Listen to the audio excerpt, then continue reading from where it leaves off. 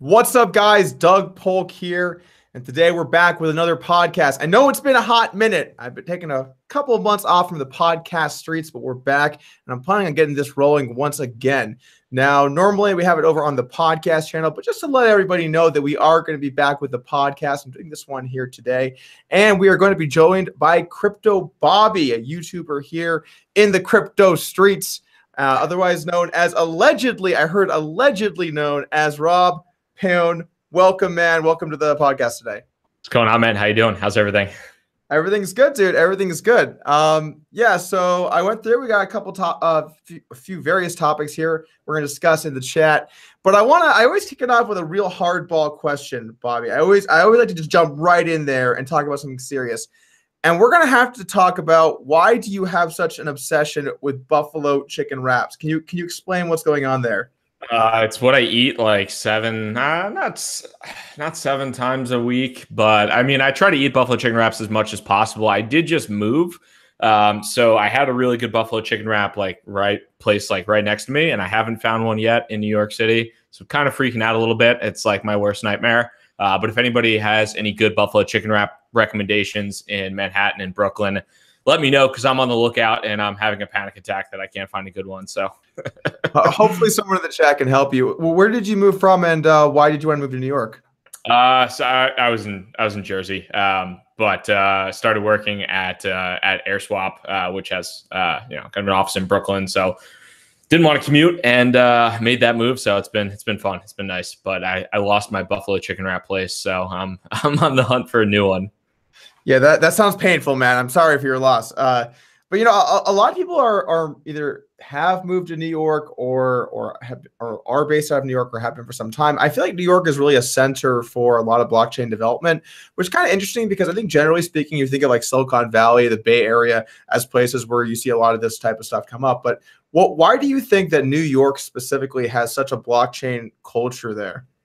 So, I mean, I think there's a couple different reasons. I think you kind of hit the nail on the head too. I mean, Silicon Valley, San Francisco, like I'm out there a bunch for work too. And that's probably like the primary place, at least in my opinion, for like the crypto hub of the United States, at least. And there's a couple other places outside of that, but I would say like New York is kind of second place. Number one, there's like a pretty decent technical software community here in the first place. But it's also a lot of people in finance and like ex-finance people that have moved and migrated from working at banks to working at crypto companies. Consensus, which is like, I think it's almost like 1,000 employees now too. That's like half of their employees are based out of Brooklyn. So there's like a huge like Ethereum community there. And then there's a bunch of like Gemini, Coinbase has an office. Basically anybody who's trying to do anything in like the crypto world with like some type of like institutional focus, they either have an office in New York or Chicago too. So it's been a good spot. I mean, even like today after our conversation, there's like a meetup I'm probably going to go to. So there's a lot of like stuff going on where you can kind of hang out and interact with people in the crypto world. So it's fun. Yeah, it seems like there's a decent amount of people there, and obviously a lot of money in New York. But I think, yeah, just a little bit. I think back to a few years ago. I wish I could remember the name of the documentary where essentially like the New York court system made some interesting rulings as to what is and isn't allowed with Bitcoin and cryptocurrencies, and some additional licensing that you had to get. And when I saw that, the first thing that I thought was, I would never want to be based out of New York. And then since I saw that, I've just heard so many different companies being based out of New York that I guess there must be enough upside to kind of offset those additional costs and hurdles that they have to jump through. I mean, I think there's upside. I think there's also things you could do like jurisdiction wise, where you might have an office in New York, but maybe jurisdictionally speaking, you're not in New York. But yeah, it's the bit license that Ben Lawsky, who put into place, I don't know if he was like the attorney general or what he was at that point in time, but Ben Lawsky was on the board of Ripple, put that into place, and that drove a ton of business out of New York and made regulation like really, really difficult. It's even funny, like recently, there's an ICO that's doing things. It's from Token Foundry, but they're doing an ICO. It's Foam, and I was reading it, and they make you do a bunch of different. Instead of like accredited investors, they make you take a quiz basically to show like that you actually are planning to use the tokens for their intended purpose. But in the byline, the places that were excluded from the token sale were North Korea, Iran, China, like Myanmar, and New York State. And I was like, really? Like that's where New York is right now? That's definitely a good list to be on. I've heard of more and more projects moving over to that sort of thing as well, though, and making people actually have to take quizzes in order to qualify to partake in token sales. What are your thoughts on that as a general practice? I think it's interesting because I think like the accredited investor regulations are kind of crappy when it comes down to, you can make $195,000 a year and you could be significantly smarter than somebody who makes $205,000 a year, but that person might have, or that person has whatever, $1 million or $1.5 million in assets. And they have the opportunity to invest, and you could be a lot more well-versed on the subject and not have that opportunity. I mean, I think, yeah, there is something to be said for somebody who might make or have not very much money to be putting their hard-earned money into, some of these token sales, because they're not always the best thing. But if you have that level of education, I do think it's kind of like an admirable way to approach these things, especially if there is actual utility behind the tokens. But in some cases, as we've seen, not all these utility tokens actually have any level of utility at all. So that's kind of the issue as well. Yeah, that was a really nice usage of the word "some." Yeah, no, I totally agree with you. I think I actually talked about this on the last podcast I did with Tone Vase, where we discussed specifically the regulations in the U.S. as to what it takes to become a qualified investor, or a what's the other term as well, a accredited investor. Yeah. So there's two different levels, like accredited and there's qualified. Yeah. But regardless, at least to me, I feel like it's kind of silly that the government has just like this barrier of, if you're poor, you don't get to decide what you want to do with your money. If you're rich, you guys know what's going on, so you can partake in some of the stuff. And I really do feel like that level of sort of control over what people are allowed to do with their money, it doesn't feel very American to me, I guess, if I could say that. But a lot of other countries seem to have much more flexible, much looser laws regarding what you can and can't sort of buy into. So it's definitely an interesting idea to make people have to have some knowledge about what's happening with the project. But at the same time, those are not exactly the most difficult things to circumvent.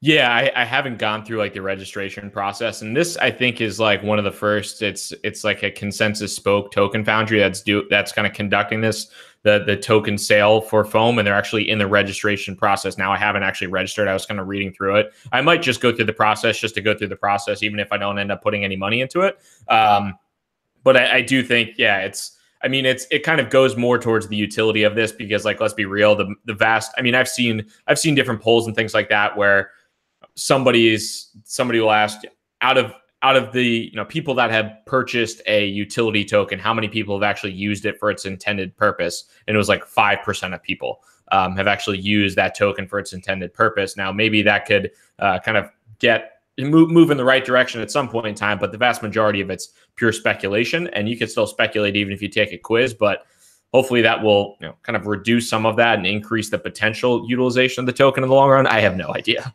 Yeah, it's one of those things that I think will end up sounding nice, but I've heard many people talk about having to go through this procedure and just being extremely annoyed by it because they're just trying to invest or whatever, and I just can't see that changing that much because of them adding in these processes. But before we continue, just a few quick comments here from the chat. By the way, guys, really appreciate all of the donations. I guess you guys are glad we're back too. Fix the foam, Doug. The foam was good, man, but welcome back to the stream here today.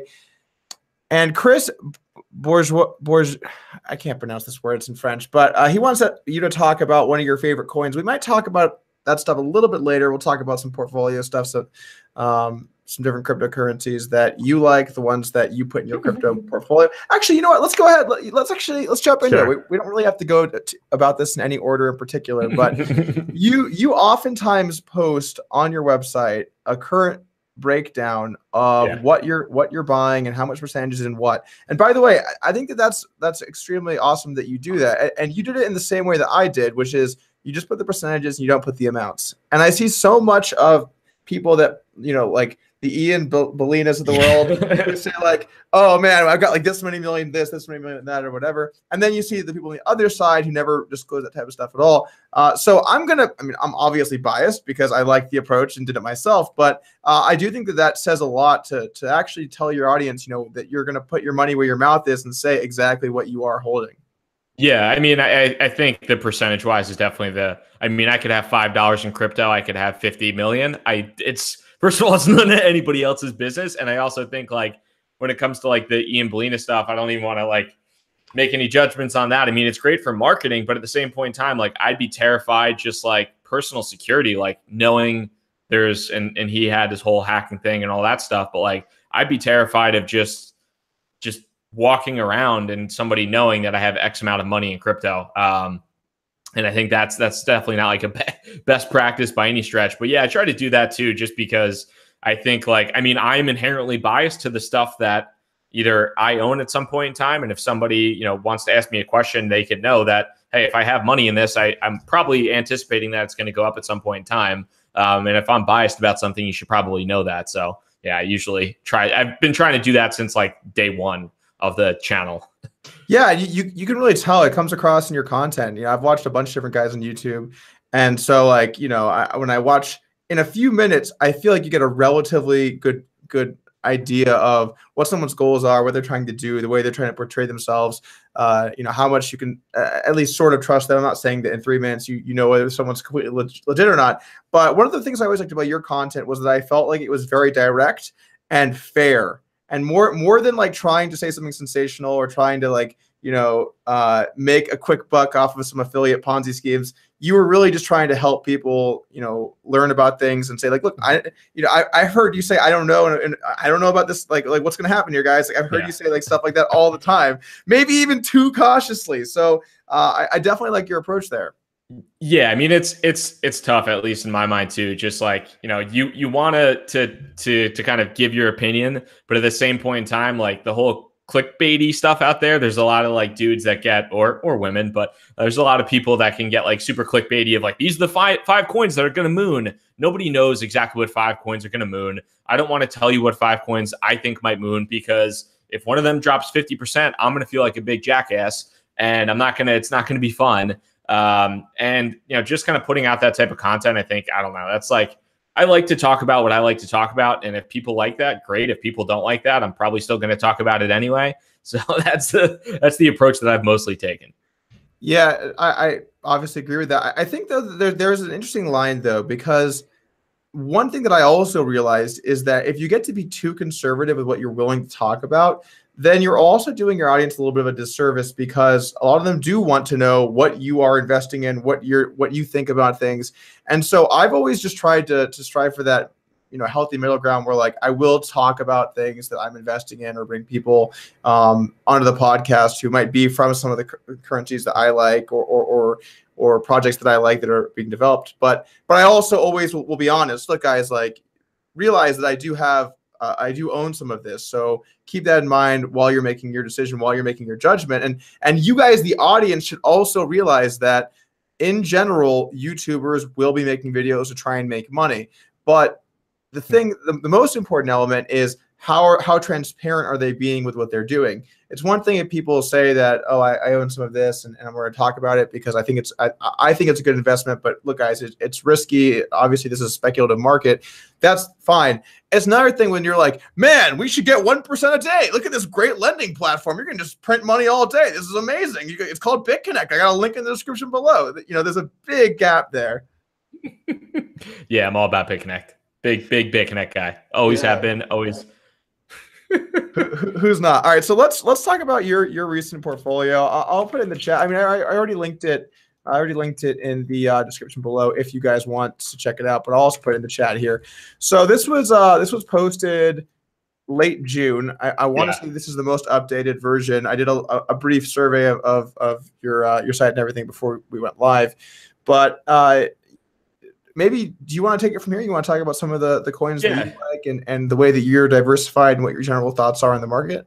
Sure. So, I mean, there's probably a little bit more of an update right now at this point in time. And most of that is just I'm probably even more heavily weighted in Bitcoin than I was previously. Part of that is because I bought more Bitcoin fairly recently. Also, part of that is because my altcoins have just absolutely bled to all hell. So the value of those altcoins. That's not just for you. Not just me, but yeah, my altcoins have been bleeding nicely. So my Bitcoin kind of percentage of my portfolio is about 60% or so. I don't know if we're necessarily like at the bottom for a lot of these altcoins.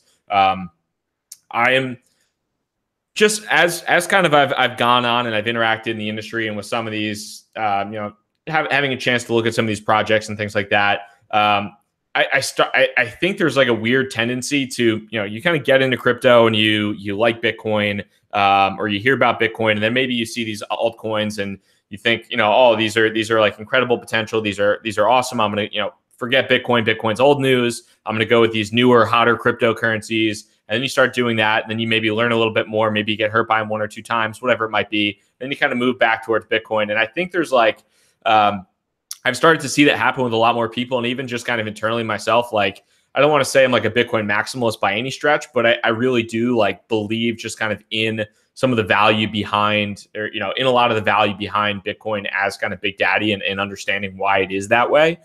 So I'm, even though my portfolio is kind of moved, I do have, as you can see in the portfolio, there's probably like 8 to 10 cryptocurrencies. I don't remember the exact number. So I'm definitely not a Bitcoin maximalist. Would murder me for that.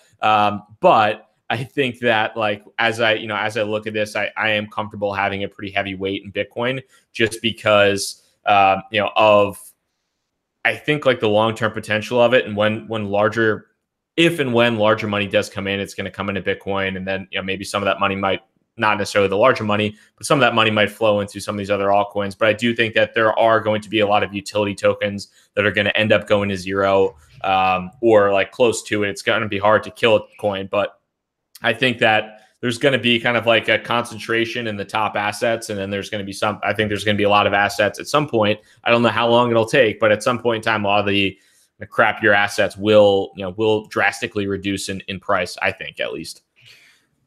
So many different topics that we could talk about from there, but I want to talk about just like the Bitcoin maximalist mindset in general, and kind of my take on that, and sort of my general advice or recommendation to people that are either new or want to understand more about investing here. So for starters, I think that there's no doubt about it, the safest asset you can own, digital asset you can own, is Bitcoin by far. Bitcoin, it can still drop a lot. It's the safest, but we did just see it go from 20K to like 5.7K at its lowest or whatever. But, compared to a lot of these alts, it is a much safer play. So in general, I advocate for, as you have more of your money in crypto, to have a larger percentage of it be Bitcoin, unless you understand the risks that you're taking and you're fine with that. But, if you're going to put a lot of money into cryptocurrency, buying a ton of various shitcoins is a recipe for disaster. You could lose an absurd amount of your money. Please do not do that. Please don't do that. So I would say, in general, your amount of Bitcoin should probably be somewhat related to the amount of money that you have invested in terms of your net worth. Past that, there are many people with very different opinions on how much of your portfolio should be Bitcoin. We see many different approaches. There are still a good number of people that say Bitcoin is the only real cryptocurrency, like they're the only one they really believe in, that they think long-term will have success. My take on it is this: we see so many different coins that have different utilities and different technology. And I do think that, especially like as the market advances, we'll see many and most of them fail. But I do think that there is utility for various coins. I think there's reasons for them to exist and fulfill functions that Bitcoin cannot do. I also think that just because Bitcoin is the biggest today, and I think it's very likely it will be the biggest for some time to come, that does not necessarily mean it will always be the biggest cryptocurrency. I remember back when Ripple was over 100 billion. It wasn't that long ago. We had some serious, and that's just, I think, with just the Ripple in circulation. I think if you include like the Ripple that they personally own, I think the actual market valuation was similar to Bitcoin. So I think it's important to realize Bitcoin is not this invincible force that will always be worth more than everything else. It does seem most likely to succeed long term, but my general philosophy is I believe in cryptocurrency succeeding. That is likely going to be Bitcoin at this point, but it could certainly be some other players. Yeah, and I mean, there's a lot that goes into, I think, why Bitcoin is obviously Bitcoin was kind of the first cryptocurrency of kind of the modern day. But I think, I mean, one of the big things, at least to me, is like the regulatory certainty around Bitcoin as opposed to a lot of the other assets.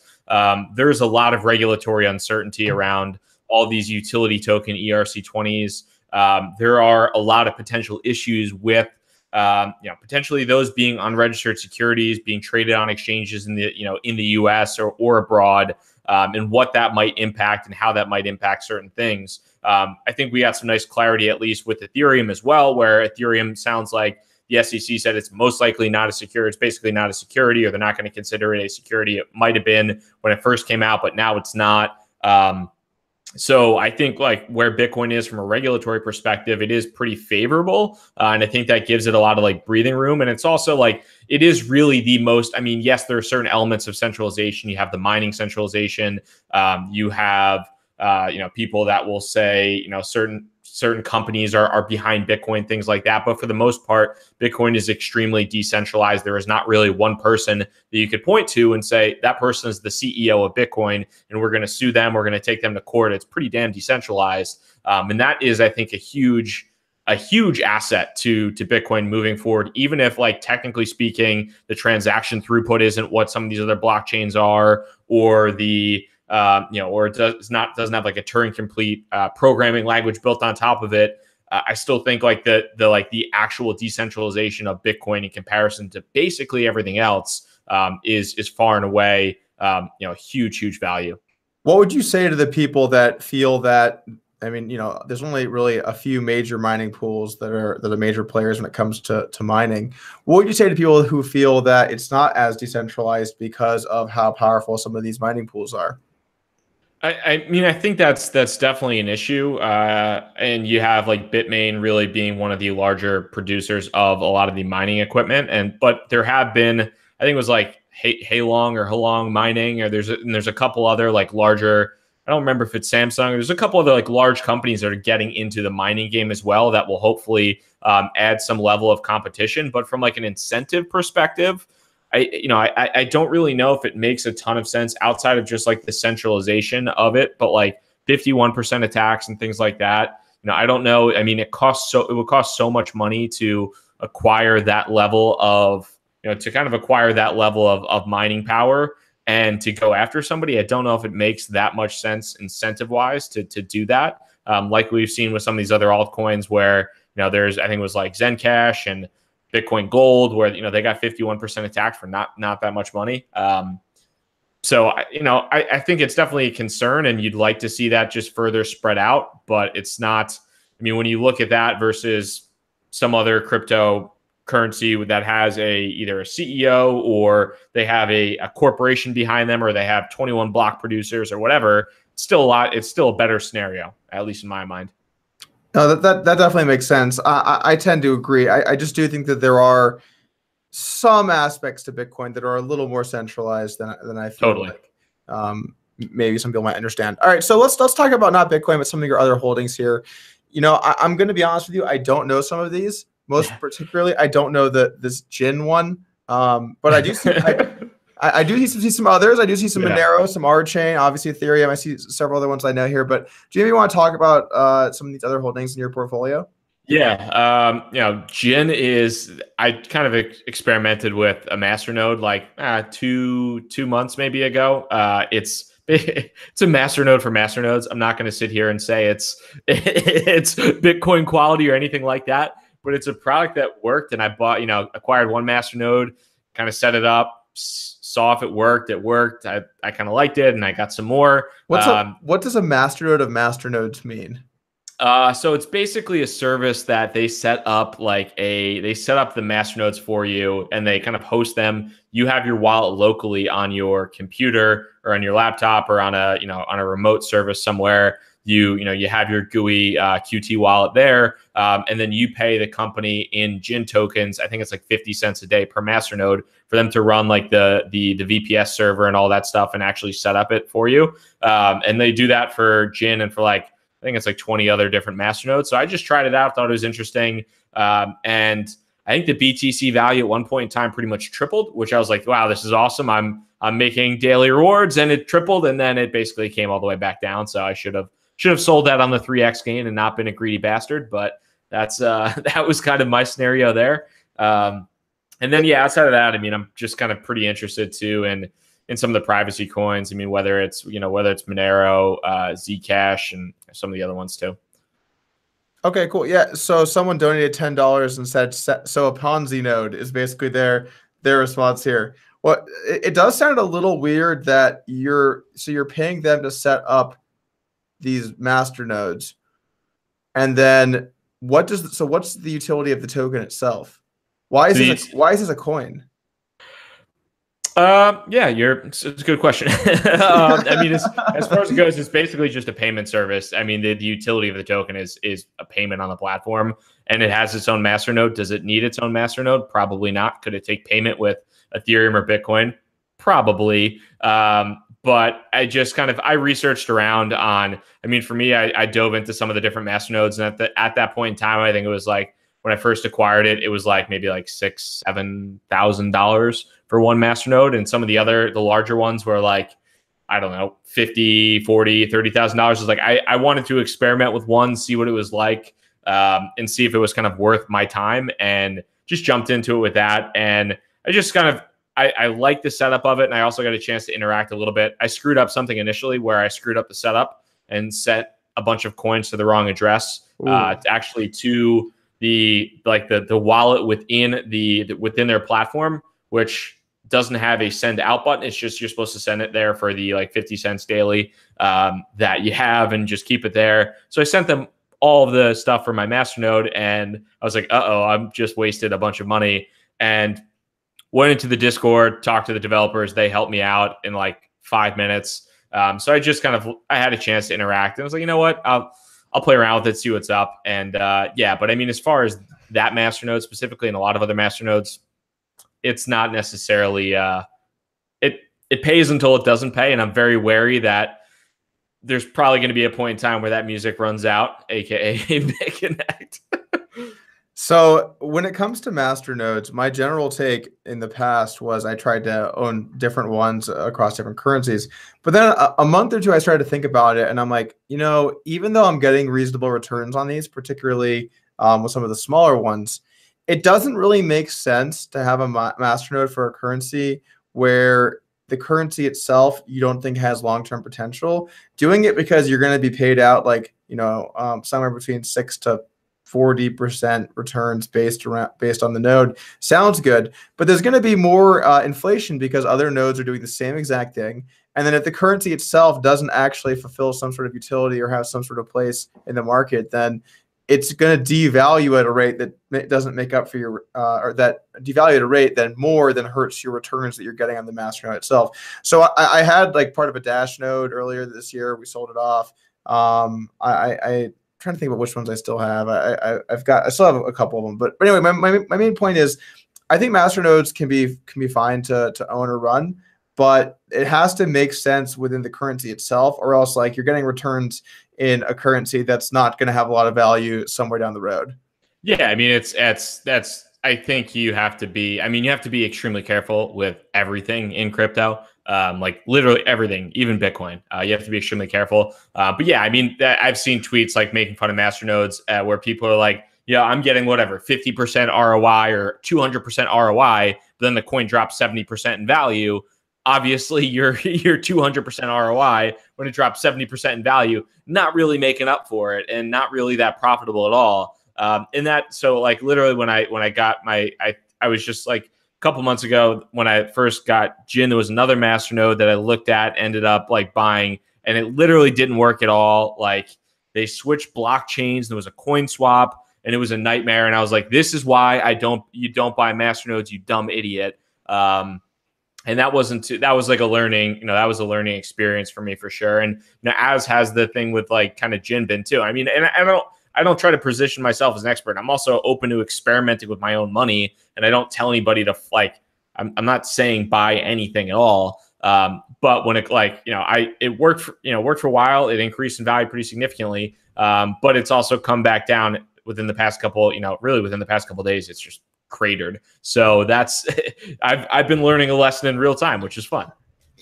Yeah, that's the thing. Like if you want to try something out with your own money, then that's your right to do so. But again, it is good to let people know that it is risky and that this might not be the play for them. I also want to say one more thing about Masternodes.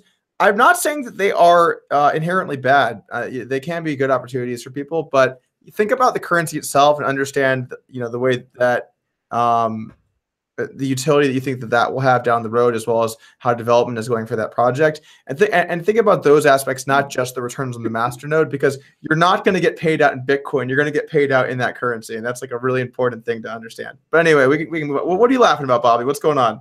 I'm just looking at the comments of all the people calling me an idiot, and if this was on my channel, I'd just be making fun of every single one of them. Well, you know what? Let's call it hub. All right, Bobby, what do you got here? Who are we going to make fun of? Greg Mueller? What do we got? Where we got? Why are you promoting a Ponzi scheme? I wasn't. Holy shit, this guy just talked for 10 minutes and literally said nothing. Thank you. I am Remican. Fucking noob. Thanks, Cryptology. Why not?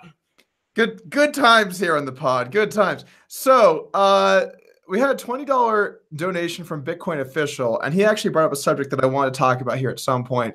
What about Tron, TRX, with sites like Bitcoin Stack saying that it will pump over to let's ignore the pump aspect, but talk about Tron for a moment.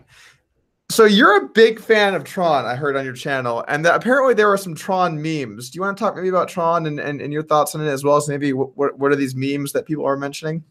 I mean, Tron is funny to me in multiple aspects. I just think the marketing for Tron is the announcements. I have an announcement of an announcement of an announcement of an announcement. I think that is like ridiculous. They've kind of cooled that down a little bit, but that's ridiculous. They got caught with the whole plagiarism of their white paper. Oh, this was the wrong language. This was our translator. Okay, sure. It was the wrong language. It was your translator. Actually, just to expand on that for a second, that excuse made no sense to me. It was a directly plagiarized page, and then language translation issue. That's not what language translation would do. It would make it what language translation issues would make it look wrong and weird and not read right, not be the exact same thing as something in English. I legitimately don't like that excuse. It makes no sense, Bobby. It makes no sense. Hold on, I'm just trying to pull up too, because there was something that happened like 2 days ago that I thought was just absolutely hysterical. Where was it? So Justin Sun, who is obviously the founder of Tron, who he was elected. Tron founder Justin Sun wins election, becomes network super representative shortly after announcing his candidacy. So shortly after announcing his candidacy for the foundation of his own blockchain, he became a network super representative after receiving 120 million votes in his favor. On what planet are there 120 million people interested in Tron voting for the Tron super representative? That is the most ridiculous headline I've ever seen. And also, I mean, I don't even know how to describe that. It's just it's like Donald Trump announcing he's the president of the White House after he already won the presidency. What is that? It does not make a lot of sense, but I'm going to give Tron a little bit, and I've been known to maybe make a Tron joke or two on my channel as well, and the announcement of announcements is hilarious. It's high quality comedy. There's no way around that. But I'll give them a little bit of a break here, which is, even though that their 6-year plan includes phases like Odyssey, and I wish I remembered some of the other things as well, and it sounds completely ridiculous. I'm not a developer, and so I cannot say with any certainty that they're not going to go on an Odyssey. They might, but I won't be joining for it. That's all I can say. Yeah, I'll pass on it. So what are some of these other currencies in your portfolio? And then we can move on to another question here. What is AST? So AST is AirSwap. Oh, that does make sense. That segues nicely. So you are an advisor for AirSwap. That's correct. So I actually work full-time for AirSwap. I used to work in software sales. I worked at LinkedIn, Oracle, and actually was looking to work full-time in the crypto space, and interviewed Oved, who's one of the co-founders of AirSwap, on my YouTube channel. was kind of talking to him afterwards on Google Hangout, pretty much just like this. And he's like, "Hey, what's your long-term, what's your long-term game? What are you trying to do?" And I was like, I kind of wanted to work full-time in the space, and ended up going into the office, meeting with him and a couple other people on the team. And a couple weeks later, I quit my job at Oracle and was working full-time at AirSwap. And so, yeah, kind of doing, helping external companies with some different kind of advisory services. And then also, I mean, my background has been in software sales for pretty much my entire career. So working in like business development partnerships for kind of companies that could be leveraging some of the AirSwap technology and the protocol there. So that's pretty much what I've been doing full time. But yeah, it's cool. It's nice to work. I mean, for me, it's cool to work full time in the like crypto space, I guess, because prior to joining in like early March, I kind of just felt like from like a YouTube perspective, I was on the outside looking in. I try to participate and do as much as possible. But now, I kind of have a chance to be in meetings and hear about things as they're going on in real time, which is just really fun for me. What's it been like moving from working with a company that's more, I mean, I'm going to use the word traditional tech, but it's like, the word traditional in tech is just such a funny to use word, but a more traditional-ish based tech company over to something that's a crypto company, tech company. What was the difference? What was the transition like there for you? And did you feel at all, because I know this is a common worry for people who make that transition, like, is everything going to hold up? This is my career, as I'm putting a lot on the line here. Did you feel like that was a risky decision? And what has that experience been like for you? I think, I mean, it's you're going from a Fortune 500, I mean, it's probably Fortune 100 company to essentially a startup in an industry that is very new and very developing. But with the amount of time, honestly, that I was putting into my YouTube channel and just reading and learning about crypto, I was basically, still am kind of obsessed with it. So I just felt like, now is the time to make a move, and I'd regret it if I didn't do it. And I kind of thought to myself, like, worst case scenario, if everything goes to hell, I could go back to another software company and kind of do the exact same thing that I was previously doing. So, I mean, I haven't regretted it whatsoever, and it's been a lot of fun. I mean, as far as the difference, though, between like working at a big company, working in crypto, everything just moves so much faster. That's been a really interesting kind of aspect of it, is like everything moves so much quicker. And then also, too, like I worked at a company with like 100,000 people. I had no impact on anything, even like as a salesperson. If I had $1 million sale or something like that, like it doesn't affect the bottom line whatsoever. I might get paid and do okay, but it doesn't mean anything. Like if the cool thing for me now is there's like 30 people that I work with at AirSwap, but like I get to have like meaningful impact on certain decisions. And like if I, can help anything from a revenue perspective, that actually has an impact on things as well. So like actually having an impact on, I mean, it's the same for, I guess, any other startup, but it's cool to just be working with a smaller, like more nimble organization. You never like to feel like you're just a cog in the industrial machine. So it's certainly nice to see your work actually, go towards meeting something within the context of the company itself. But let's talk a little bit about what you mentioned with how fast the industry moves, because this is something that I think I struggle with, and I think many content creators struggle with as well, which is if you take a couple weeks off and a couple weeks of not really looking at the news and seeing what's going on, and then you try to get back into it, a lot has happened, and the speed at which things happen increases because there are more currencies, there are more companies, there's more information. And so it always seems to be accelerating, and there's more to learn and more you have to learn. What's your routine as far as trying to stay up to date? And do you ever feel sort of overwhelmed with just the pure amount of information that you sometimes have to take in?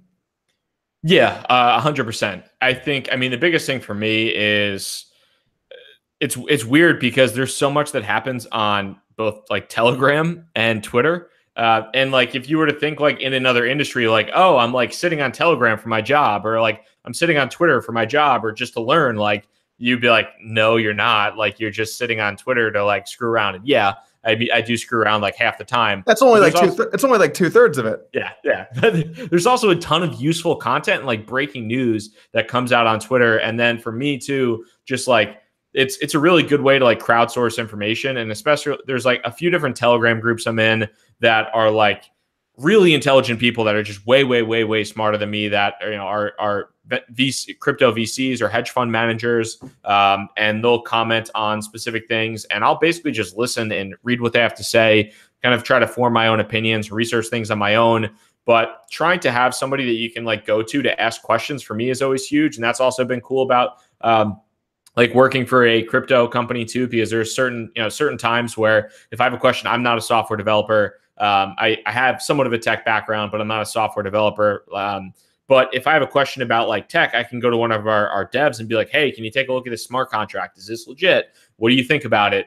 Can you take a look at this? And they'll give me their thoughts. And that's like a nice little way to crowdsource things. So trying to leverage just on the different people that I know and build my network so I can ask them questions when I do have help and fill in the gaps where I need them. Yeah, that seems like a really effective way to use it. Also, if you guys do not follow Bobby on Twitter, I recommend following him. He's at crypto_Bobby on Twitter. And Bobby has some funny tweets sometimes, man. You get in there for the trolls and the lulls a little bit on Twitter. I've seen you in the streets. A little bit. I'm not that serious on Twitter. I like this recent tweet that you had where you got an email for a complimentary ticket to a blockchain conference. All you need to do is your name, cell, social security number, private key, and date of birth. Did you? So when's the conference? I actually didn't send it back. So, no. It wasn't that bad, but it was pretty funny. It was like 3 or 4 things that were just so ridiculous. I'm like, yes, please. I'm going to let you fish me right now with this. It's going to be great. Yeah, I'm going to fall for that. I actually have the most annoying phishing story of all time. Okay, so this was like 3 or 4 years ago, and I was playing. Maybe it was even something like that. I was playing some high stakes online, and I had just posted my worst back-to-back days of actually my entire life. I've never had two days that were worse. I lost 500K on Saturday. Sunday, big games ran again, and I lost another 500K. So I had lost $1 million in 2 days. I was just buried. And the last thing I did before I left my computer was I checked my email, and it said that like there was an issue with my credit card. And I'm just like, all I could think about as I filled out this form is like, I just lost $1 million in 2 days. And I filled it out and I pressed enter. And then right as I pressed enter, I realized that the email came from like American Express, or at americanexpress.com with a C at the end. It's like COMC or something like that. And I looked at it, and I looked back at the form. I looked at it, and I was like, oh, fuck. And I had to cancel my credit card right afterwards or whatever. It was so goddamn tilted. So goddamn tilted. But in general, the phishing scams are so easy to tell. And that actually segues nicely into our next story, which is you're talking about scams in the space. Talked a little bit about that earlier. There are so many scams going on at all times. And I'm just going to guess this is happening to you because of how much it's happening to me. People pretending to be you all over the place to try and get people to give them money. Have you had this happen to you? Yeah, it's hilarious, and it's so stupid too. And the thing that pisses me off the most now is, I mean, there's a billion like fake accounts on Twitter. There's a ton of fake Telegram accounts, which is funny. But what really like cracks me up is when somebody will email me now and they'll be like, hey, you came into our Telegram group and you said you wanted to make a sponsored video for us. And I'm like, yeah, that was me going into your Telegram group saying that I wanted to make a sponsored video for you, you jackass. But I also think that some people are doing it now and pretending like that happens just to use that as like an email intro of being like, oh, that wasn't me, but yeah, I'd love to work with you. It's like, no, you're an idiot. That's not me. It's so annoying. It's getting so annoying that I don't know what to do, man. Because every day I get emails. Doug, am I really talking to you? You said you'd love to review my shitcoin for 0.1 Bitcoin. This is you, right? And like at first I'm like, not me. And then it just keeps happening. And you're like, I don't even like, I legitimately don't know what to do anymore because I feel bad that there are people getting scammed. And I've warned people on Twitter. I've warned people on YouTube. I've warned people via email. I've warned so many people all over the place. And then there's 7 more scams tomorrow. And then you just start to be like, I don't care anymore. Like, stop contacting me. Like people are like, hey man, did we agree to this? Like, I'm waiting for this like receipt. It's just like, it's killing me, man. It's killing me on the inside how much this is happening these days. Honestly, it doesn't really kill me because it would hurt I would feel bad. And I've seen it happen once where like somebody literally responded to an ETH scammer in my mentions and then responded back to me. It was like, hey, I sent you 0.5 ETH. Where is it? And I'm like, that wasn't me. But outside of that, like if you're running an ICO or if you're running a project and you get scammed by a fake YouTuber, that's natural selection and you should not be running a project or you should not be running a company and you are an idiot. So I mean, if it's an individual person, like I feel bad. If it's a company, if it's an ICO, like that's sign number one. That Yeah. company is not going to succeed. I actually read an interesting article on this. So you know how whenever you see these scams, particularly on Twitter, where they say, send me 1,000 Ethereum, or well, send me 0.5 Ethereum to win 1,000 Ethereum right now. Otherwise, you get your money back or whatever.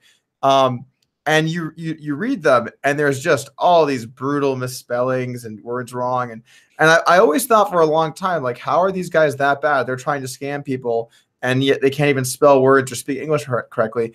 But then I read an article, which is it's on purpose, because if they spell words correctly, what happens is there are people who will inquire more, and then they have to waste a lot of time for the people that will never fall for the scam anyway. So by misspelling a bunch of the words, you just get rid of anyone who has any level of intelligence. By the way, I'm really sorry if you guys got scammed, because I would feel really bad. But you get rid of anyone that's intelligent enough to spot a scam. And what you're left with are just the idiots. And the idiots will get scammed no matter how you spell whatever, because they think it's a 3,000 Ethereum, you know? So it's actually a tactic that these guys use to not waste their time, which I thought was pretty interesting. I'm not sure if you've heard that before.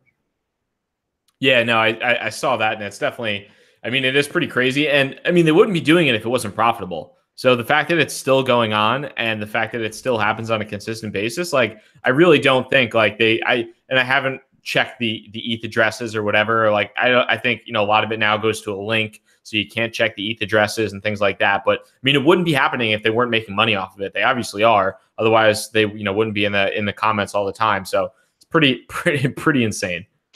Yeah, it's one of those things where it's kind of a free roll for them. If no one falls for it, they make $0. But if someone does, they make however much. So yeah, it's tough, and it's especially tough because, you know, one of the things about the crypto space is that it's just so complex in so many ways that I worry, and this is maybe a good subject to talk about as well. I worry for people that want to get involved who maybe don't have the most knowledge of how computers work or how technology works, or older people in general. I made a comment in my last podcast where I don't know if all old people should get into Bitcoin, because I worry about their ability to know like how to store it, or know, you know do you understand what I'm saying? Like, I worry for a lot of people that don't have that background getting into crypto and then end up falling for a lot of this stuff.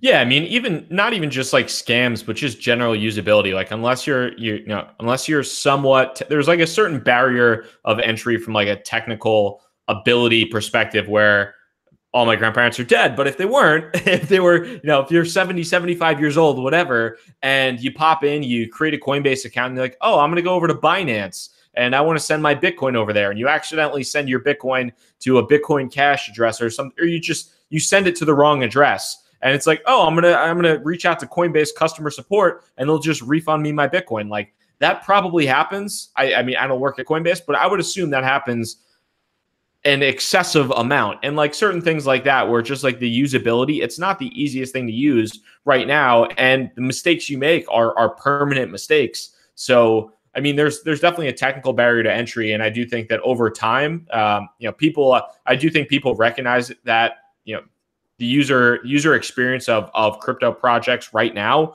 it's mostly nowhere near on par to these like centralized or just like regular businesses, but people are working hard to get there. I don't think we're obviously there yet, but I do think that that's like a major concern for adoption moving forward for crypto.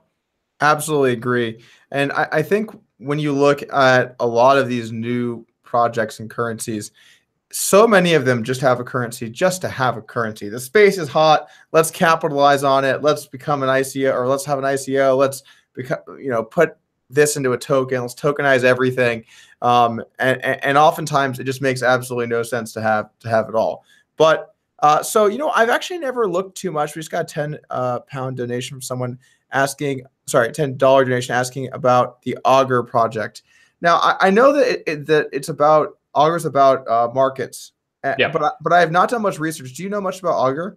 Yeah, sure. So I downloaded Augur and started to play around with it on the first day it was live, and it's not the easiest thing to use yet. I think there are also people that there's basically a protocol and people can build on top of it. But basically, Augur is it's a prediction market. You might consider that more commonly gambling or betting on certain things. But you can basically create a market on the Ethereum blockchain where you can bet on some level of occurrence happening. So you could say, will Bitcoin hit $10,000 in the next 6 months before it hits $6,000 again? And then people can bet on one side or the other side, yes, no, or you can do multiple choice, things like that. Augur is actually running into some issues now where, because it's actually, I would say, fairly damn decentralized when it comes down to these protocols. And there are actually now assassination markets on the platform. And so there's a ton of stuff in the past 24, 48 hours where people are talking about, I think there is a market available and live to see if President Trump will be assassinated, or if there will be like a mass school shooting, or some things that like you wouldn't necessarily want to maybe associate yourself with. And then it brings up an interesting quandary of, well, if Augur is truly decentralized, then I think there is some kind of like, on a side note, I think there's some level like a kill switch type thing, or you can vote on something being unethical, and if it's unethical, then it won't pay out, or people can vote on it being unethical. But there's like an interesting quandary there of, if somebody can shut down a market, it's not really decentralized. So why would you not use a centralized service? But if it is truly decentralized, then there are going to be bad things potentially that are happening on Augur, bad things that you can bet. Such with the same with like a Bitcoin or a Monero or whatever, where maybe people are using that to transact with relatives in different countries, but at the same point in time, somebody might using that to be buying drugs or whatever, or something that somebody might consider to be unsavory. So it's an interesting question too. I think back to an ICO pitch that I had on a, I forget what the name of it was, but it was a social media platform where the idea was that there's too much censorship on social media these days, and people should be allowed to post whatever they want. And so I asked them, well, what about the types of content that are clearly illegal and morally wrong? The whatever examples that you can clearly think of on your own. Yeah. And they said, well, we're not going to allow those. And I'm like, but how are you not going to allow those if it's decentralized? Like, oh, well, we're gonna censor some things. Like, okay, so the point is it's less censorship, but still some that we control. But I mean, how is this not just Facebook, but maybe a little more like raunchy or what? You know what I'm saying? Like, where do you draw the line? And I think that those are honestly like good, difficult questions. For what it's worth, I'm not saying that you should allow these terrible forms of content on the internet. I'm not saying that at all. What I am saying is that once you put that element of power in someone's hands, and I think voting on it is actually a reasonably good form of fixing it. But once you are to censor these markets or censor this content or whatever it is, well, now you start to run into an interesting predicament of how do we maintain that? How do we manage that? How do we make that fair within the context of a decentralized platform? Yeah, I think that's the big question, honestly, across the board right now. One of the big questions to me in this space is, what's the optimal level of decentralization versus centralization? Because you have certain things like Bitcoin that like we were talking about before, there's some elements that might be a little bit more centralized, like the mining, but for the most part, there isn't necessarily one entity behind it controlling it. Or Ethereum, which is fairly decentralized, as opposed to maybe something like EOS, which is kind of run by block one. There's also like 21 block producers. And then, but like with the Ethereum versus EOS comparison, you have the Ethereum miners, you have the Ethereum Foundation, but with EOS, you have these 21 block producers. It's really significantly more centralized around, or I don't remember the exact number, actually, it's kind of escaping my head, but there are a specific number of block producers, and right now it's a more scalable solution. The transactions, the throughput is a lot better on EOS than it is with Ethereum, but you could argue that like in the first week it was live, there were 7 accounts that were frozen because they said they came from scams and things like that. So if somebody has the ability to freeze it, is it really decentralized? And is that a good thing or is that a bad thing? Like, what's the trade-off there? I don't think we really know what's the best move yet, or like what's the best blend as we're kind of continuing on in this little like progression. My opinion on that subject, and this is totally open to change. I do not feel strongly in this at all, and I'm not a developer, so this could change if I could see reasonable counter arguments. But my personal opinion on a lot of these platforms, these decentralized platforms for applications, are that it's not as important for the network itself to have a complete, really pure, true decentralization as compared to things that are store of value like Bitcoin.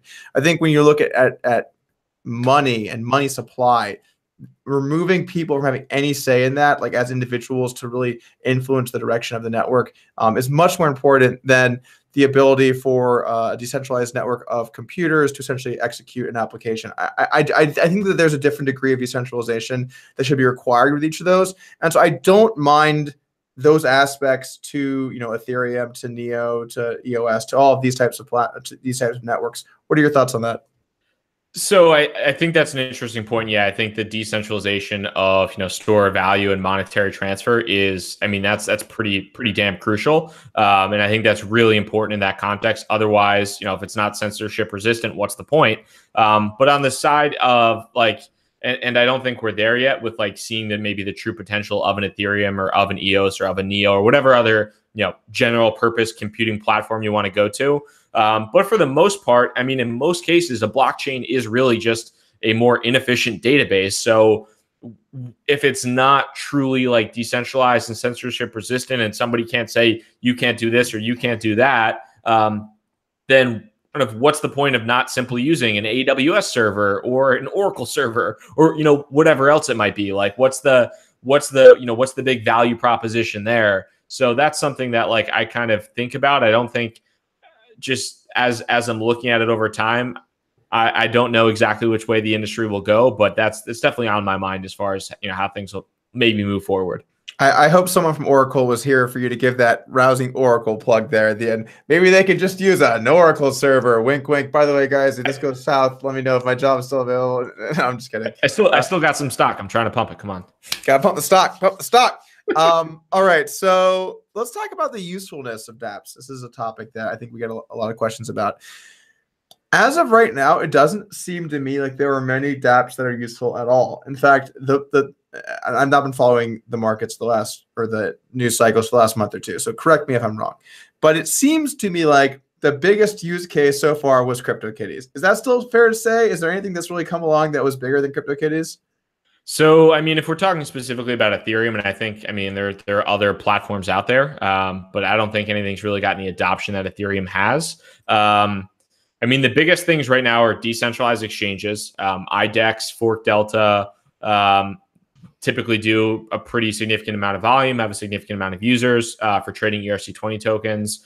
Now there's still CryptoKitties, which is much less popular than it was at its kind of peak. And now there's a ton of comments about FOMO 3D, proof of weak hands 3D, which are basically, I wouldn't touch them with a 10-foot pole. I know everybody seems to be making money or whatever until the music runs out and it's BitConnect 2.0 on the blockchain.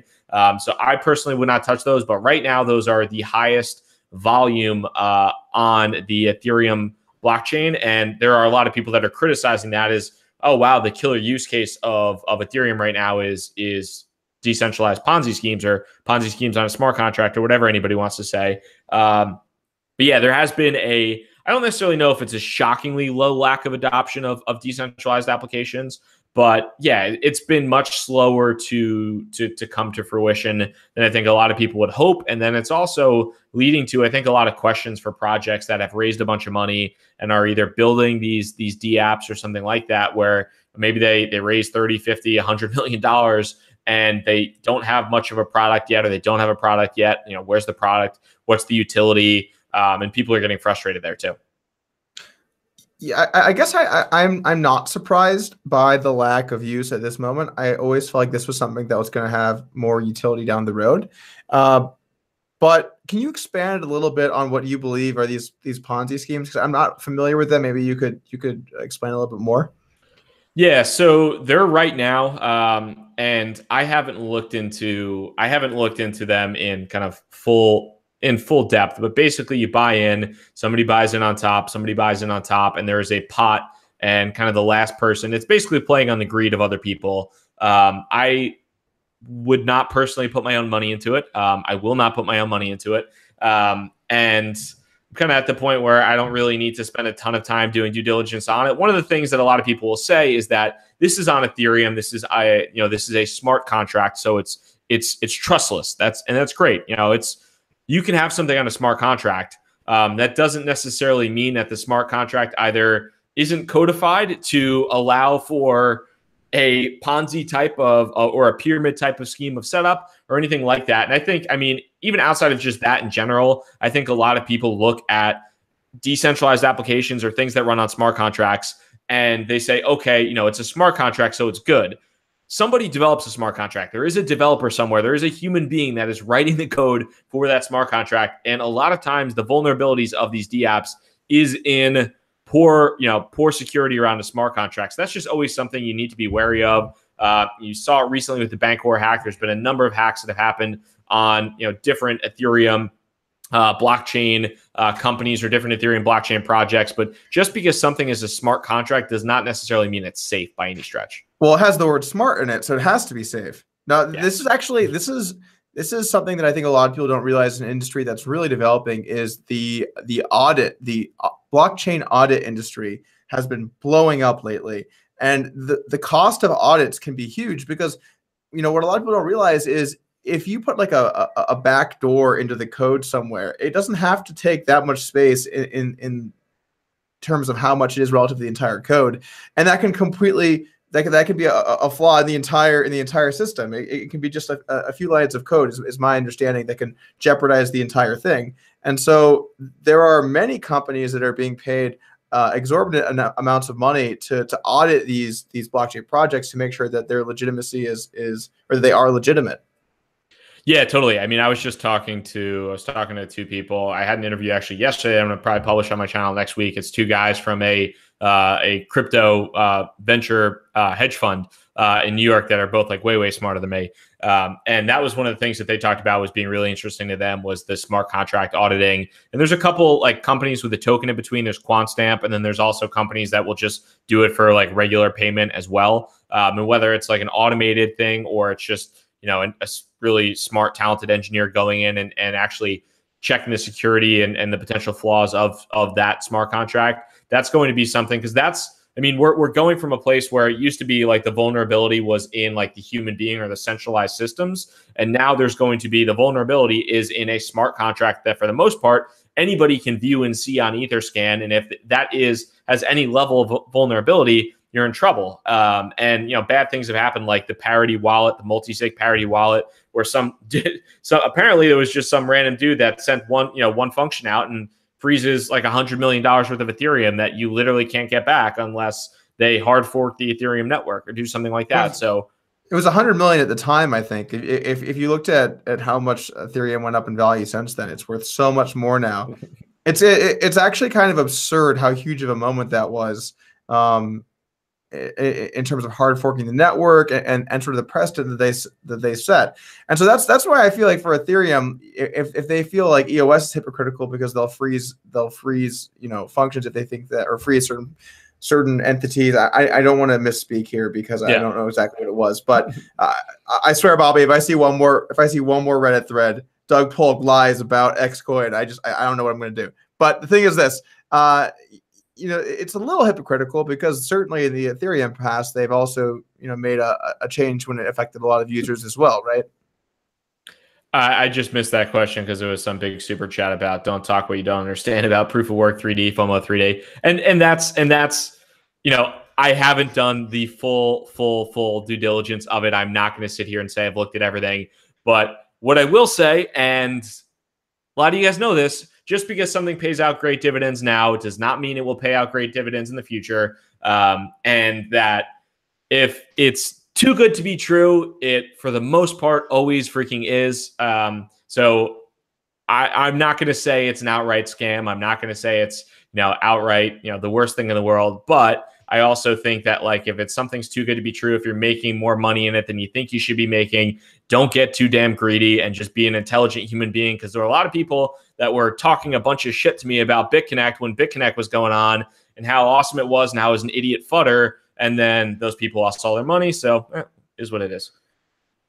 I have definitely received more than my fair share of do your own researches and all kinds of stuff, man. It's just the way that it works. But like, and to this guy from Human from Earth, thanks for the $50 donation, by the way. But Bobby's just trying to help people and help people stay safe. I can't say one way or another if it is a Ponzi scheme or not. But the thing is, there's so many things out there that you can be a part of why risk it with something that seems sketchy? That just seems to be like a logical conclusion. But anyway, moving on. Let's talk about making content on YouTube. I actually was planning to talk about this earlier, but then we got right into the mix pretty quick. So, you know, what's your experience been like making YouTube content for cryptocurrency? What are some things you like or don't like? And you want to talk about your experience here on the platform? Yeah, it's been interesting. It's been a lot of fun. Like I started, it's actually, I think like first week of August is the first, like in a week or two, it'll probably be like my 1 year of making crypto videos. And I never like started it thinking it would be anything. And it just kind of like randomly got more popular, which was a fun experiment and just an interesting experiment for me. And I had a blast. I've had a blast doing it. It is pretty incredible to see like the ups and downs with the market and how that affects everything else with it. And also just the general happiness of people that are commenting on YouTube videos. People are very happy, very excited when Bitcoin's at $20,000. And they absolutely hate me when I'm talking about Bitcoin when it's at, 5.8. So it's ups and downs. And it's tough to always make content or try to make as much content as possible because a lot of people want things as much as possible. But at the same point in time, if there's nothing to say, I don't want to talk out of my butt for 15 minutes a day just because I feel like I have to make a video. So it's tough to balance things. I totally agree with that. It is hard to find a balance. And another thing that I never really liked to do much of is just do a video, be like, all right, guys, let me pull up the prices of all of the coins, which you can now find at coincentral.com. But we're going to pull up all the coin prices, and we're just going to discuss like, oh, wow, Bitcoin's up 3% today. Looks like Ethereum's down 4%. And then just kind of like bullshit. And I saw so much of that. And I know it's what a lot of people want. I know there's a lot of people that they really want me to just pull up the prices and let's just discuss them. But what kind of content is that really? Like, if you just do that every day, that's not something that I even want to I want to do. I want to make content that's like compelling and it's about like interesting subject and it's about something that I care about or something that I think is funny or interesting or whatever. And I think it's difficult to do that day in and day out in an industry where if you're wrong about things, and it's very, very easy to be wrong about things in this industry, people will nail you to the cross, man. They really will. They're not like thinking, especially if it's their investment. If you say something incorrect about something they put a lot of money in and they really want this to succeed, and then you say something negative, they go ballistic. And that's funny because as you're saying that, somebody in the comments goes, "Pump something. This is garbage." So it's like, tell me the coin that's gonna moon, or else I don't want to be here and I don't want to sit here and listen to you idiots. It is kind of beautiful in a way. But that's true. It's absolutely true. It's tough to make consistently good content that people are going to be happy about, and the mood does change. I remember all the people when we were on the up and up, man, up and up, new high every day. Everyone in the Bitcoin space is like is thrilled. Everyone's talking about all their gains. If you talked about a coin that was on the up and up, I remember a lot of this too. We see less of it nowadays.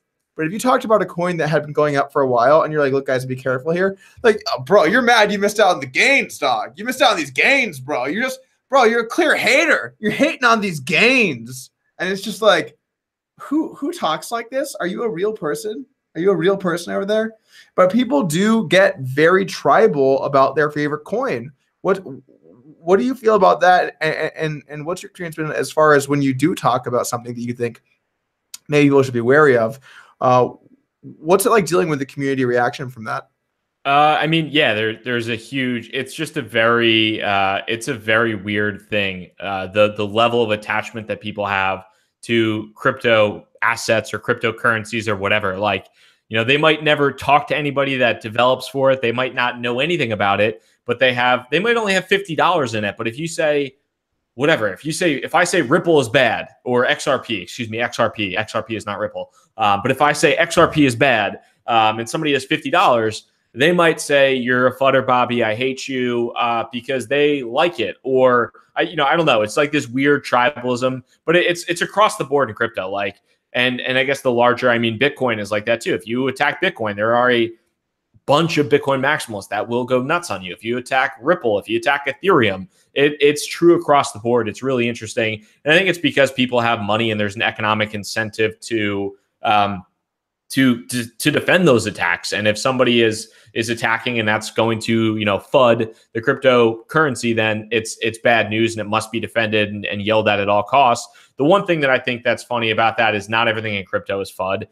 There's this huge thing about anytime somebody, there are some people that FUD crypto, certain projects, and sometimes I make fun of certain projects probably more than I should. Like Tron, for example. Yeah, sometimes I just do it because I find it funny and I'm an idiot. But like there are certain times where there's like a prominent security researcher with a PhD from Johns Hopkins in cryptography or from MIT or whatever that will evaluate a code base like line by line and find multiple vulnerabilities and publish like a 5,000 word Medium post detailing the exact vulnerabilities. And then some person that has a high school education is saying, hey, this is FUD. And it's like, it's probably not FUD if it's a dude with a PhD in cryptography and applied mathematics from MIT and you have a GED from whatever. Like you're not maybe qualified, and maybe I'm not either, but I'm not going to call it FUD. Hey man, us high school education people have to stick together. We welcome you guys here on the channel. You're in good company. I went to high school, graduated that one. Anyway, that's a really good point. And that's actually a good topic too, which is really you don't know that much about the technology unless you are a developer and you are looking at the code. That's simply, if you're not, then is your opinion as somebody who watched few videos on the subject and read like an article, is that going to be better than someone who's been in the space for a long time and is actually a developer and takes a look at it? Which is why I think, and this is a good mentality in poker as well, but it applies to cryptocurrency. Having an objective mindset is the #1 most important thing. Be willing to make moves based on what you learn and believe in, but also be aware of opposing viewpoints and trying to understand what the merit of them are. And if you see some notable people in the space saying like, look, I'm worried about these things, don't be like, oh, he's an idiot, because you don't have to continue with your investment if you feel like there are risks that you're taking that don't outweigh the pros. Learn from that. That could be maybe a really great opportunity for you to short that coin if you feel like it's going to go down in value from here, or if you think someone will exploit that vulnerability. So I guess the main thing to take away is that just increasing the information that you have can only be a benefit to you. And so don't have such blind belief in your general worldview of which coins are good or bad, to where you're not going to be able to look at what people who actually have good knowledge about it say and then change your portfolio positions accordingly. Yeah, I talked to somebody who has like a crypto hedge fund and has a background in pretty impressive background in finance. And he said something to me one time where it was, like strong opinions held weakly, and just, having strong opinions about something, but just being able to switch those opinions at a moment's notice, and being flexible to change, I do think is really important, because especially like we were talking about before, like this industry changes so fast. And I think that's like one of, not necessarily like a problem, but I do think kind of a problem for people is like they fall in love with either specific projects or coins or whatever. And then they just kind of put their hands over their ears and scream FUD, or on the other side, like you might think a project is a scam. And then if you don't have enough humility to admit after doing some research, maybe something isn't a scam and maybe I was wrong. But if I don't change that opinion, I might be losing out on an opportunity or just being an idiot. So you have to be able to be flexible, I think, in your opinions. There are also tons of bots online all over the place. And you can tell from the copy on the comments, they all look very similar and their English isn't quite the best. And they have like the same sort of phrasing. I can't think of exactly what it sounds like off the top of my head now. But if you see a tweet and it has like 50 likes and 50 retweets, and they all have a comment that is like, this coin, my favorite coin, is best because of new technology. Like it's like clearly not written by a human. And then all of the comments are like similar-ish to that one. Realize that just because an account is tweeting on Twitter, it does not make it a person.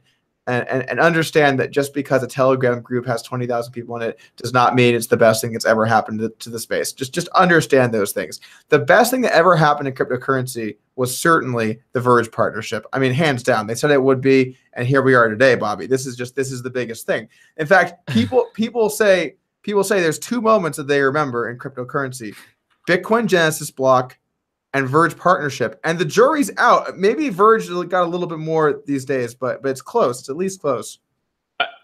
And that, like, the Verge partnership too, I mean, that honestly was like pretty damn crazy. I just pulled up the chart to look at it, because when they announced that in March, I think it was like 2.5 cents, pumped all the way up to, it pretty much pulled over 6x, and is fully retraced actually down to lower than it was after they announced that partnership. And like, that is, to me, that was just a really like crazy scenario. And I was pretty critical of it. I thought, the announcement, it's, here's a partnership here, we're announcing a game-changing partnership that's going to change the face of humanity. I just think that type of thing, even if it is a game-changing partnership, that even if the partnership with Pornhub is going to be the best thing in the world and it increased the utility of Verge by 7,000 bajillion %, whatever, like, doing it in that way, it's just really prone to speculation, and I think traps a lot of people into, what's this partnership going to be? I'm going to buy. And then there's a lot of people that probably got their face ripped off on that pump because it's fully retraced down probably 75, 80% from where it was at the top. So just like that level of marketing is probably not the best thing to see in the industry, regardless of the actual like promotion itself. And then also too, the fact that they raised money to pay for I didn't like the fact that they raised money to pay for, that was weird. That was the most clear, don't be part of this sign ever.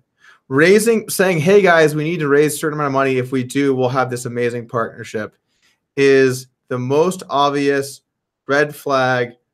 Don't be a part of what's about to happen here ever. Because like the thing is, like, this isn't how partnerships work. Partnerships aren't like, hey, let's go ask all of our users for money so that we can have a partnership with someone. No, partnerships are mutually beneficial. And if there is like some kind of financial if there's some kind of payment, it's paid by the entity themselves, not by all of the users on the network.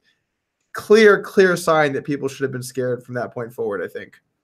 Yeah. And I mean, I think you were pretty active in calling that out. And I remember doing that as well. And people just absolutely shitting on me and just being going back to the tribalism, being not happy that I was saying negative things about it not being a big deal. But as it turns out too, and that's also like the whole buy the rumor, sell the news thing in the crypto world, even with this upcoming Bitcoin ETF, the potential like announcement in early August that may or may not get pushed back, whatever it might be. But there's a huge tendency to buy into rumors, and the second something is solidified, that sells off to all hell. You've seen it in just multiple scenarios, even Augur, which now we're talking about that before, but like, that's a pretty legit project. They've done a ton of development work. The second that went live, you've seen that project sell off pretty substantially. And so like, even like having a project or a partnership, but even like having something hit mainnet, like EOS sold off once it hit mainnet, like the buy the rumor, sell the news thing it's a real thing in the crypto world, which is crazy.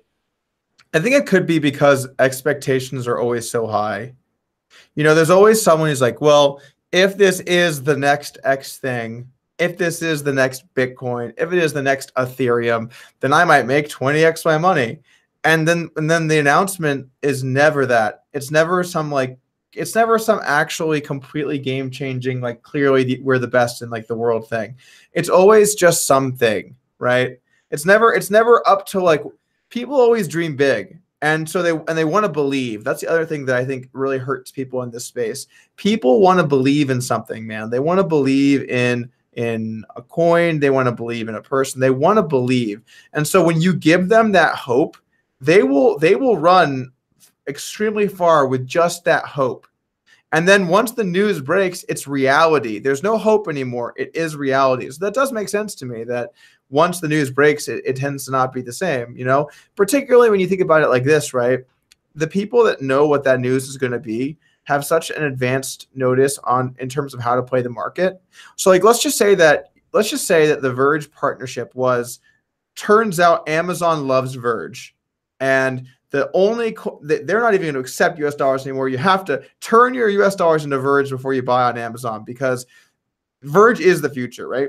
Well, anyone who knew that was happening at Verge would have gone all in on Verge. You get your loans out, you sell your house, you sell anything you possibly can, you buy as much Verge as you possibly can, right? Because guess what? Verge is about to become worth infinite dollars. But that didn't happen, right? So the people that already are in the know are kind of playing off of it already. And if the news was as great as people thought that it would be, then the price would already be higher. And I'm going to give an example I've talked about multiple times on this channel. Tether. There's always Tether FUD. Always, 100% of the time. And I am not advocating to either hold Tether or that they're a legitimate they're 100% legitimate, completely, well-run company. I don't know them. But my argument has always been this. If Tether was insolvent or they were just printing tons of money without anything to back it up, there is no way that the market would stay at $1, because people in the know would not buy it for $1 and they would be selling it at $1. So there's always going to be essentially people on the inside that have this information that are acting on it, which, is not legal in the traditional stock market, but is in a much more gray area when it comes to cryptocurrency. And those markets tend to be fairly efficient. Yeah, no, it's definitely the case. And I think speaking of bots, I think you got a few in the YouTube comments on the old POWH3D, FOMO 3D. A lot of 3D in the comments right now. Everybody's all talking about the mad gains. So you gotta get the mad gains, mad dividends, bro. Mad dividends. All right, let's take a look at a couple other topics here we had that we wanted to get to before we call it a day. Let's see. We've actually managed to kind of hit through these. What are some of your favorite places to go to learn about what's happening? I think, kind of like I talked a little bit before, Twitter and Telegram, I think are helpful. Reddit, I think, is less helpful than it used to be. There's just a lot of like companies that try to game Reddit now to like promote projects, which makes it like, so there's less. Like, I don't care about partnership announcements with like XYZ company. Like, I don't care about most of that. Like, I just want to like try to read content that I enjoy. CoinDesk is somewhat good. I listen to a lot of podcasts as well. There's some like really high quality podcasts from like, I'm kind of interested in some of the like institutional adoption or potential institutional adoption, the regulation. So like Laura Shin's podcast is good. Clay Collins of Flippening has a good podcast that I like. There's a couple other ones that like come to mind as well. If I'm just trying to like shoot the shit and hang out, the guys at Crypto Street Podcast have like a great, just kind of like relaxing. They have like good crypto Twitter traders that come on, and they're just three funny dudes. So I like to listen to their podcast as well. But yeah, Twitter, Telegram, there are a lot of actually good Medium posts too, but they're like there's like not really a centralized repository for them. There's just, that's one of the things. And there's a couple different newsletters that are good. Proof of Work by Eric Meltzer is a good newsletter. Token Daily has a good newsletter as well. So those are some of the places that I kind of check out and try to consume on like a daily basis. Yeah, sounds good. I feel like if I end up on Medium, it's because of Twitter. Yeah, 100%. Yeah, that's like every single time I'll see somebody I follow that'll have like some Medium post. I'm like, okay, that sounds interesting. And then I'm over there, but I don't really know necessarily how to track. I guess I don't even think I have a Medium account, but I should start like, I guess, tracking on Medium and following people so I can kind of consume their posts in a little bit more of an efficient way. Seems good. Who are some of your favorite Twitter follows for maybe people that aren't as familiar with the platform? There's a lot of good ones. And it depends on what you want. Like there's like the anonymous crypto Twitter people that are hilarious and also sometimes like have really, really good insights and or like either just charts or just kind of insights about the market. Then there are different, like, I think there's some kind of more, I would say, professional people that are, whether they manage, client money, if they have a hedge fund that has $50-100 million in it, whatever. There are a lot of people that I think have some good insights there. Like I like Ari Paul. He's good for insights. The guys from Multicoin Capital, a lot of people don't necessarily always agree with them, but they write really great blog posts and they do like fantastic research. It's also free. So like Kyle Samani, Tushar Jain, there's a couple other guys that work in Multicoin that are good to follow. there's a lot of different insights. There's some Bitcoin maximalists that I follow. I don't always agree with everything that they say, but I try to not like necessarily live in an echo chamber, because if you do, then you're just, it's, that's all you're gonna hear, that's all you're gonna consume, and it's gonna make the decisions you make. You might miss out on some opportunities, or you just might not be hearing kind of the right thing. So try to have as much like varied opinion on Twitter as possible. I mean, if you want to see too, if you go to my Twitter profile, I think you just click on the following button and see, that's like, you could follow any of those people. I would recommend that. Definitely some good advice. And I like what you said about not turning your Twitter experience into just an echo chamber. Get a few spicy meatballs in there that you're like, oh, that guy, and every now and then you might see something that you want to learn about, or you get some different perspective, because it's just so easy to think like, oh, like this guy is like, it's so easy to just look for viewpoints that affirm the things you already believe. And that's just not even just a crypto thing. That's just a world thing now, where people try and find other people that say like, you know what? You're pretty smart and right. Like, I know I am. And like, that's basically what people do. Try and find some differing opinions. When you see a Twitter battle between two people that are, each calling the other person's whatever a scam or whatever it is, try and look at both of what they have to say. Look what other people are saying, and try and like kind of piece together what your own opinion is, and embrace the fact that there are different opinions, because that's sort of how the space grows. That's how it becomes stronger, and that's how you can have a more well-rounded opinion in terms of what you should be doing in crypto. Totally. Yeah, I think that's definitely like one of the best approaches. I mean, I follow people that like are quote unquote like no coiners, or lawyers that hate cryptocurrency or whatever, and like sometimes they tweet something and it is very counterintuitive to every single bag that I hold, and makes me very angry, but I still take it in because that's what somebody else is thinking. And that's not necessarily like who you're trading against or who believes against you or whatever, but it's just good to get different opinions of like, this is the counter argument. This is why this might not succeed. This is why I might be an idiot. This is why I might be wrong. So it's always helpful. Awesome. All right, that's going to bring us to just about the close here. I want to say thanks again for joining us, Bobby. Is there anything specifically that you're up to recently where people can come check you out at, or anything that you want to talk about? Just feel free to talk about what you're up to.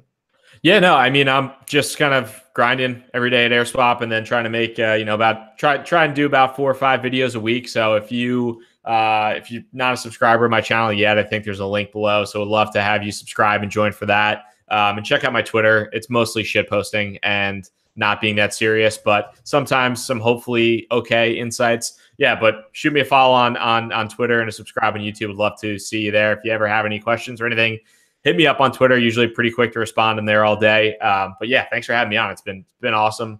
Love seeing the comments, and it's been fun. Yeah, I like that plug. That's not your standard YouTube plug. Yeah, you can follow me on Twitter. I post I shit post a bunch. Yeah, I guess if you're into it, it's Twitter. Like, all right, yeah, Don't take yourself too seriously. They're gonna flood on over, Bobby. We're gonna have to hold back the gates. Anyway, man, I want to say thanks again for joining us today, and for you guys. The podcast is back, and we're going to be going again next week. Still talking to a few potential guests, but we're gonna have one.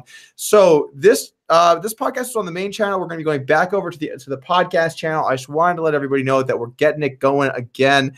We're going to be talking about a variety of subjects. And I'm also, of course, always interested in who you guys would like to see join. So if you have any recommendations for who you'd like to see on the podcast, let me know in the comments below.